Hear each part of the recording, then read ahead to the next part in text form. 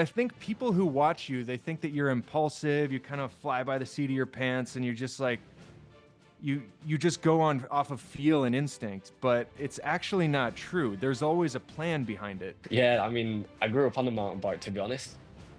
That was always my main passion rather than road cycling, I'd say. And he had it cut like buzz cut and dyed bleach blonde. He looked like Eminem. I did not recognize him. He went from Pearl Jam straight to Eminem. It was like the weirdest transition I've ever seen. I knew in that Giro that yeah, I had the best legs I'd ever had, and even just from the breakaway fight at the start, like I could really feel that I was on probably one of my best days ever. Cycling is changing a lot, and the racing style is different, but what gives you that boldness and that confidence to say, like, I'm gonna go when no one's expecting it, and I'm gonna stick this breakaway, win by 2 minutes from a distance that is just rarely ever done? Maybe it's not as big as the yellow jersey, but still the rainbow is pretty incredible. And yeah, I think if I ever won that race, I'd be a happy man. All right, ladies and gentlemen, welcome back to another edition of Beyond the Podium. I'll be hosting today, TJ Van Garderen, for those of y'all who forgot. And again, none of my colleagues wanted to join me. I'm starting to feel like they don't even like me. I mean, they're either skiing or watching kids, or Brent even had to fabricate some fake jury duty letter to get himself out of this one. But don't worry, because we have a really special guest with us here today, a guy who I'm sure you guys all know, Ben Healy. Ben, thanks a lot for joining us.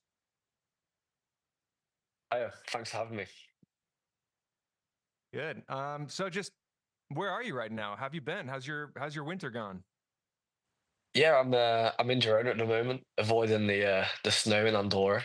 Um, yeah, and yeah, winter so far has gone relatively smoothly. I had a bit of a crash just after Christmas, which yeah, it didn't set me back too much, but yeah, otherwise it was a solid winter, and I'm yeah, just itching to get racing now. Yeah. So that injury, how did that happen again? Yeah, it's a bit embarrassing to be honest. Yeah, I was in Girona and literally just rolling out of town on a normal training ride. Just coming up to some traffic lights, kind of like relaxed on the bike, and just a massive gust of wind like took me off. And it sounds like I'm making it up, to be honest, because everyone's like, "What happened?" But yeah, honestly, just it was like a insane gust of wind, and it just I wasn't going fast, just hit me. I lost my balance and I fell onto my back on the curb, and it was just like one of those crashes where it's like, oh, I haven't gone down that hard, but it was like I was like really winded, and I still pushed on and did that session that day because it wasn't that bad. But yeah, then it turned out to be a little bit worse than it was. So just like nothing broken, thankfully, just a super tight muscle in my back, and it just took yeah, quite a while for that to really relax off, and so and yeah, so it was better for me to train again. But yeah, I was actually able to ride the turbo because it was cornering and like twisting my upper body that was triggering it. So I just ended up doing an 8 day turbo block, which yeah, it's yeah, turbo does me good, and yeah, got that done, and I haven't really lost anything for it. All right, well, that's good. I mean, I remember back a couple of years ago when you had that injury in Bessèges, and it set you up for a pretty good spring. So maybe, it could be a blessing in disguise, but glad to hear it wasn't too serious. And that's not embarrassing. Like those gusts of wind. I remember how windy it got in Girona. You get like the cold air from the mountains up there, and then it's kind of warm by the sea, and it just creates this funnel of wind in Girona. But I mean, other athletes have had something that, like, I'm thinking back to Chris Froome and that crash he had at the Dauphiné. So let's just thank God it wasn't worse. But anyways, I did have one question for you that I I've kind of heard some rumors and stuff about this, but I just want it clarified from you. You are Irish, but everyone says that you're British. You wear the Irish flag. You're from Great Britain. Just walk me through the backstory there. Yeah, I mean, so currently I'm representing Ireland, and yeah, I grew up in it, but I did grow up in the UK, and yeah, initially it was a performance based decision. Like my dad is Irish, so I always had the Irish passport, and yeah, growing up I was on the British mountain biking academy. Yeah, I got kicked off of that for whatever reason, and yeah, that was kind of as I was going into junior and really Yeah, I never to even knew you bit. raced mountain bikes. Yeah, I mean, I grew up on a mountain bike, to be honest. That was That that was wow. always my main passion rather than road cycling, I'd say. But to really pursue that from the UK, you needed that program, and I got booted off of that. And But yeah, so I was kind why of did you I get didn't. booted? You can't just gloss over that. Like why did they boot I, you off? I tell you, that's the thing, because I actually thought I had a really good year. Like I did everything right, and it just came to like the end of my 2 years on that academy, and it was like, yeah, Ben, we're letting you go, and I asked why, and never heard anything from them again. So it was, yeah, kind of a Were kick in you the teeth, racing to be with honest. Pitcock over there on the mountain bike scene? Uh, bits and pieces, but he was always on the other side of like the British program on the track. So I wasn't like on the academy directly with him. Um, yeah. And yeah, that I guess I got kicked off of that, and that kind of like pushed me onto the road more. And then yeah, as a junior, I wanted to be doing like the Nations Cups and things like this, but British cycling work in the way that you need to be on their academy to do these events. And yeah, so I had to look for other options, and that's when I first reached out to Ireland, and yeah, they were happy to have me, and it was probably one of the best decisions I ever made. I mean, wow, that's actually shocking that somehow you got kicked off of a British program for whatever reason. And actually, I'm even more shocked to learn that mountain biking was your number one passion. I mean, do you still train a lot on the mountain bike in the winter and or even throughout the season?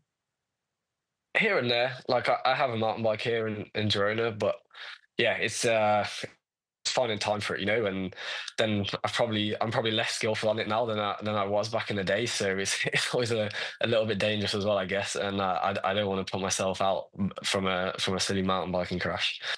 But I ride it when I can, basically. Yeah. Well, with all the I don't know, with all the accidents you're hearing about on the road, I think mountain biking might be one of the safer things you could do. But I'll leave that with you and your coach, but I think we should incorporate some more mountain biking into your training. I think that'd be cool. Yeah. No, Maybe an I'm trying to persuade Lachlan to do a Cape Epic with me. I think that would be pretty cool. oh, that'd be so much fun. Dude, that'd be Yeah. cool. Yeah, that was always like a real bucket list race for me. And one day I 100% will do it. When that is, I'm not sure, but yeah, need to convince Charlie of that one. Yeah, two of the coolest guys out there, like Lachlan Morton and Ben Healy. Just imagine the swag that you would have walking around Cape Epic. That you should absolutely do that. I would love to see that. But Yeah. um but yeah, I mean, you're probably going to have to lose a little bit of that swag come July because you're looking like Ben Healy right now, but that hair is going to have to go in July, isn't it? Yeah, I mean, I'll fight it to the end, but yeah, maybe it will. Backstory on this, guys. Ben had these like long kind of grunge band looking hair, and you know how hot July gets, and they said if you want to race the tour, the team said if you want to race the tour, you're gonna have to cut your hair. So he shows up to Tour of Slovenia, his warm up race that I was directing, and he had it cut like buzz cut and dyed bleach blonde. He looked like Eminem. I did not recognize him. He went from Pearl Jam straight to Eminem. It was like the weirdest transition I've ever seen. But Yeah, you're I had looking to good do now. it. You're looking like Ben Healy. Yeah, well, thanks. Yeah, I mean, yeah, Charlie told me the head DS of EF was like, this is your big weakness, and if you want to do the tour, it's the biggest race, you've got to go all in. And yeah, I agreed with him, to be honest. And he is a big weakness of mine, and something I had to really work on. So yeah, I had to cut my hair, but yeah, I wanted to do it in a fun way, I guess, and not just cut my hair. So yeah, I went and dyed it, and yeah, that was an interesting couple of months. Well, I mean, I think that can kind of be a ritual. It'll be like you'll have your long locks for the classics, and then you go buzz cut for the tour. I think, and then it's kind of that you know what season it is based on Ben Healy's hair length. I like that. So yeah, it's just that grey area you've left out from the tour till now is 6 months of this awkward length of, yeah, I don't know what it is. You'll figure it out. You just need to get some gel, or I don't know. You can figure something out, but um so I mean you are known for your attacking style. And I just want to bring us back to this one stage at the Giro d'Italia in what was it, 2023? I had the Mhm. pleasure of following you for that epic stage win. And here's how I remember it going down. You get into this breakaway, you come back to the car, you start asking me about like, okay, what's the tactic? How are we going to win this race? And I'm starting to try to eye all the guys who are maybe looking good. I was like, maybe you should ask this guy if you can go with him, because I think then you can either drop him later. And you look at me and you're like, not feeling that, TJ. I think I want to attack with 54K to go. And I was like, that's a long way to go, Ben. Maybe I like the confidence that you can go solo, but maybe try 30K to go. I don't know. But you're like, nah, I just feel like I need to go there at 54K to go. And I'm saying all this because I think people who watch you, they think that you're impulsive, you kind of fly by the seat of your pants, and you're just like, you just go on off of feel and instinct, but it's actually not true. There's always a plan behind it, because you didn't get to that 54K to go and say, you know what, I'm feeling good, I'm just going to give this a shot. You told me in the car, like, that's where I want to go. So kind of walk me through your mindset. And I know that cycling is changing a lot, and the racing style is different, but what gives you that boldness and that confidence to say, like, I'm going to go when no one's expecting it, and I'm going to stick this breakaway, win by 2 minutes from a distance that is just rarely ever done? Yeah, I think firstly it comes down to confidence in myself, and I knew in that Giro that yeah, I had the best legs I'd ever had, and even just from the breakaway fight at the start, like I could really feel that I was on probably one of my best days ever. And then yeah, we was approaching that final, and we'd had time to think about it and preview the stage before, and I just felt like it was the right time to go. It was almost like a gut feeling, you know. And you see it so many times in these breakaway situations where, if you go ahead solo and then there's a few strong guys behind, but that solo guy can commit 100%. And those guys behind, like, okay, maybe as a trio or however many there is, if they commit 100%, of course they're gonna be stronger than that solo guy, but they never commit 100%. It's always 80%, and they do a bit of finessing, and and then like this happens over and over again. And yeah, for that 50K, that solo rider at 100% is always going to be faster than those few guys who are messing around behind. And for sure, that's a gamble because sometimes that doesn't happen. But that's what I wanted to go with, and like to me that is what I was most confident doing, because I know I can get aero and pace my effort and do just that last 50K like the fastest that I know I can do it, and then that would be it. And yeah, I did that, and I had amazing legs and was able to ride that last 50K perfectly and really strong the whole time. And yeah, like exactly what I just described happened. They started messing around behind, and as soon as that gap hit a minute, I think they just gave up really. And yeah, then that was that. Well, I mean, I can't tell you how happy I am that you did not listen to a word I said that day, because I would have given you probably a losing tactic. But you stuck that thing in just epic fashion. And I even said that to the reporter. They came and talked to me after the race, and I was just like, they were like, "So what was the plan out there?" I was like, "Well, it wasn't my plan. He did not listen to a thing I said, but he pulled it off, and that was such a cool day, man. That was the coolest day in the car I've had yet as a director. For my short time I've been directing, Yeah. but um, so I know the classics, they're going to be a big part of your spring. I know Liège-Bastogne-Liège is a race you really love. And this race is raced so much differently than it used to be when I was racing it. Everyone kind of waited till La Roche-Faucons, and that was the time of the race that everything kicked off. But now the race is being raced earlier and earlier, kind of like to the style that that you just alluded to. Like now people go from La Redoute or even earlier than that. Um, so what is how are you thinking to approach Liège? Like if some of the big stars are already going from La Redoute, I mean, do you have to like go even further back and maybe start going from 100 or like the halfway point of the race? Yeah, I think that's the big question, isn't it? And yeah, if I had the answer to it, then maybe I would have won Liège. But yeah, it's a really tricky one because it's kind of a different race in the fact that it's a 1 day race and everyone's all in for to win that. And yeah, and it's so backloaded that final. It almost you can't play. It's harder to play tactically because at the end of the day, a lot of it does come down to the legs that you have. And yeah, that La Redoute section is so crucial. You have like the big main road running into it, so anyone who's ahead of what normally is a pretty sizable group still is just completely killed on that main road. And then you hit the La Redoute, and then that is just a test of legs. And to overcome that, you've got to go really far into or really early into the race to then have a big enough gap to survive that main road and get over La Redoute, which is like that's the big question. Is that doable? And if I try that or if someone tries that, is a massive gamble. And yeah, it's a really impossible question to answer. And yeah, maybe one day I'll try it. But yeah, I think realistically, when you look at it, I'm actually not a million miles off being able to beat these best guys on La Redoute. Yeah, unfortunately, I think it's going to be if I'm going to win Liège, it's going to be maybe not conventional to when you were racing it, but for sure the conventional way to how it's been raced the past couple of years, which is kind of that real key La Redoute and just being in the mix there.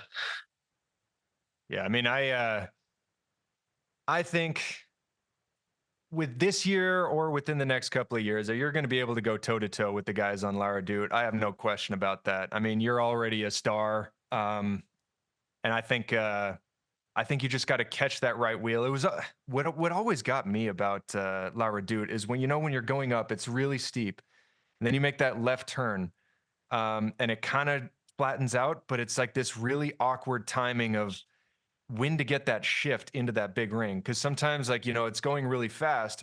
And even just that half a second to just getting that chain ring into that big ring is the difference between making that gap. And once that gap opens to a guy like Remco, it's just impossible to close it. So, like, that was, it's crazy how, like, a 260-kilometer race can come down to sometimes just a shift. But, I mean, I'm sure you probably can speak to that. Yeah, These races, how they I've thankfully, just come down to moments. yeah.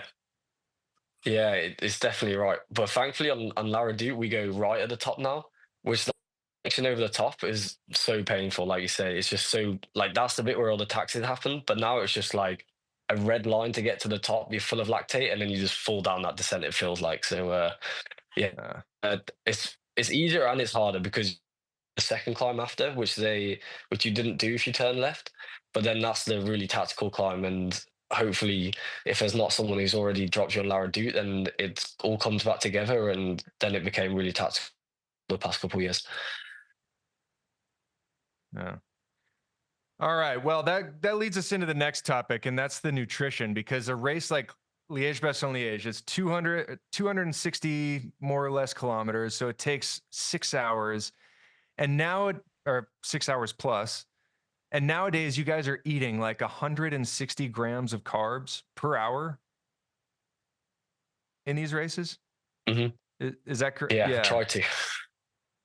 I mean, It's close. we were Yeah. just talking earlier before we started this podcast. I tried one of these like fruit strips and I don't know how you guys get all those down, like 4 of those an hour. But like, how does that feel, just being able to put that much stuff into your body for that duration of time? Yeah, it's difficult, and I guess this is another thing that we have to train. It's like yeah, you had one of those on the training camp, and that was the day that we were trying that, and it's about this gradual build up to be able to take that in an hour. And yeah, for sure it's difficult, especially when you've preloaded the day before, you've had a big breakfast, and then you're like smashing these high carb chews the whole time as well. And it's just practice, I guess. It's the more you do it, the better the body copes with it, I think. And yeah, it gets a bit repetitive and it's pretty difficult, but it's one of those things you need the power that we're riding at for 6 hours now. You need the energy to perform, and if you don't have the energy, that's the Achilles heel right there. Yeah, I mean, I remembered this nutrition meeting that we did during camp, and they were saying that sometimes in the first hour of the race, things get so hectic that it's hard to reach into the back of your pockets to grab something. So maybe you're able to get one bottle down that's 40 grams, and then in the middle part of the race, you kind of have to make up for that first hour, and then you also have to preload for that last hour. So not only are you trying to get 160 grams in, but you're trying to make up for some of those hours that you weren't able to get the proper amount in. So then what are you doing? You're upping it to like 200 to 250. Like if you eat 250 or 260 grams of carbs in a couple hours span, like is there a Tom Dumoulin kind of risk here? That's what I'm trying to get at. Yeah, I think definitely there is, especially when you like start factoring the bicarb and yeah, caffeine and all these other things. It's yeah, I mean, this is why we're practicing at home to make sure we're not having any Tom Dumoulins on the TV. We don't want that. We don't want to Yeah. live on without memory. Yeah, that's I don't know how you guys do that. I mean, in my day, I think right towards the end of my career, we started upping our intake to around 90 grams an hour. And to me, that felt like a truckload. And you guys are basically doubling that. And that would definitely take some gut training. My gut is far from able to handle that. But actually, we were talking earlier before this podcast started, and how you actually missed the days when you actually just got hungry on the bike. And yeah, I did a little 3-hour bike ride just the other day, and I fully bonked because I'm just so inefficient. But I just like slammed 2 cakes at this service station, and those were I mean, they were stale gas station cakes, but it was the tastiest thing I had had in probably a year.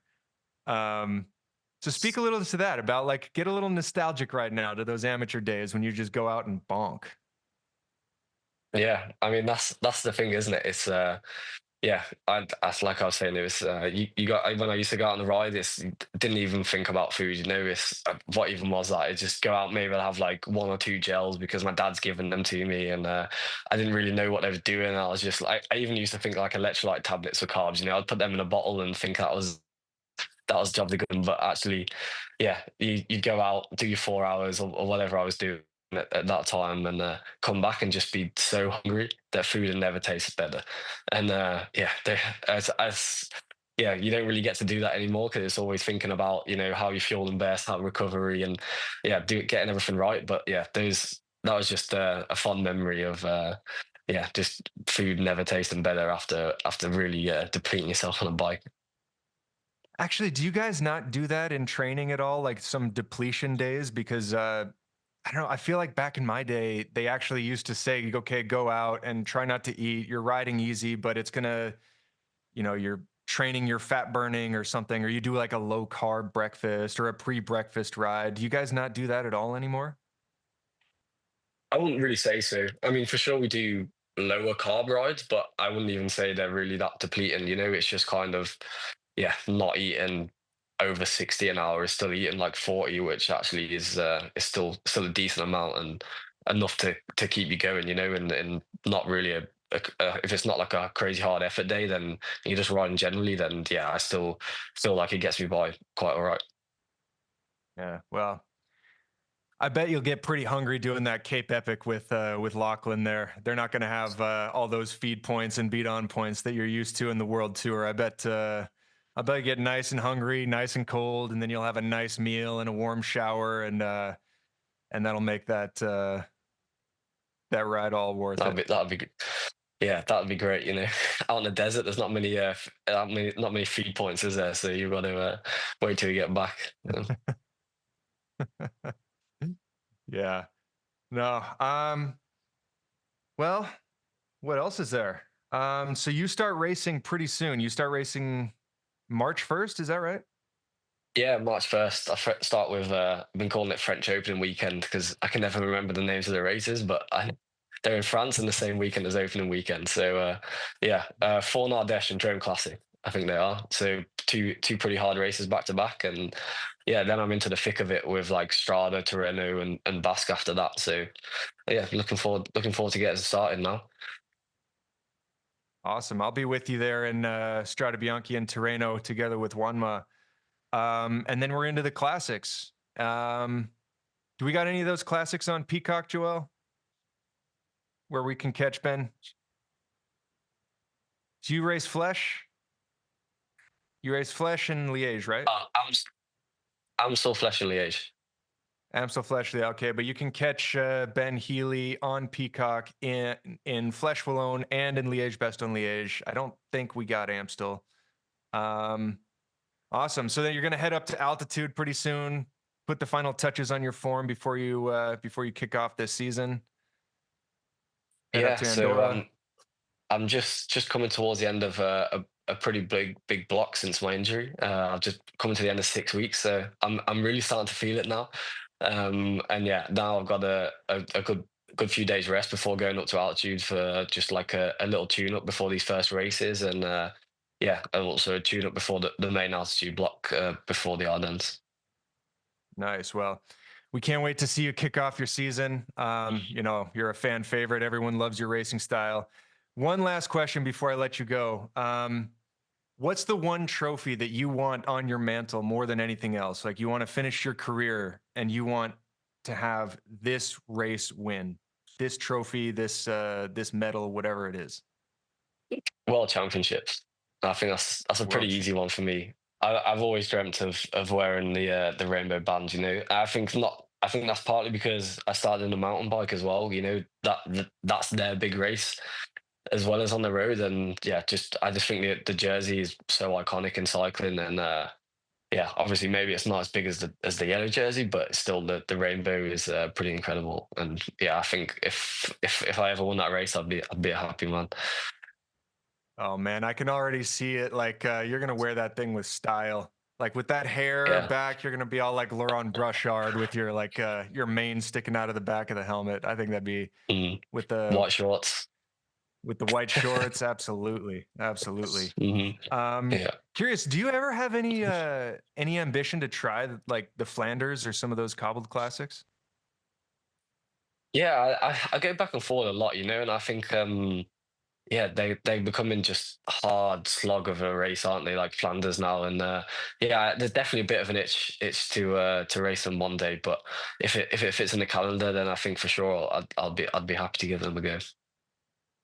Yeah, I've been talking to Andreas a lot about the new equipment, and he just says like with the tires and the wheels and the bike technology, the reason that you're seeing more and more of these like GC or smaller kind of climber guys doing really well in those cobbled races is you don't need that kind of big burly weight the way that you did in the 90s or the 2000s to stay like keep yourself down on those cobbles. So if you have like good positioning skills, which you do, if you have high power, which you do, like Flanders, it's like 3,000 meters of climbing that race. Like I don't think Paris Roubaix would be something for you, but I think Flanders would. It's turning into more of a race of a rider of your style, and I don't know. I think it'd be fun to watch you there. So if you're Yeah, no, getting that itch, you should I've just. given it a thought because it's like it always blows up now on the requirement. Which actually, rather than it being like one of these 36 seconds Koppenberg or or something like that, it's eau de Qualman, 4 minutes, and actually then that's more suited to me. Which yeah, and like you say, now we've got the technology to overcome the cobbles. It's yeah, definitely it does appeal to me. Yeah, well, I mean, whatever you do, I mean, everyone's going to be excited to watch you because you're always an exciting bike racer. But Ben, thank you so much for joining us. I'll see you soon. Strada Bianchi, I guess. And remember, you can catch him in the Ardennes Classics there, Flèche Wallonne and Liège-Bastogne-Liège. Ben, again, thank you so much for joining us. Great. Thanks for having me, and see you soon, GDO. All right. Take care. For all your cycling content year-round, subscribe to NBC Sports YouTube page. We got it all.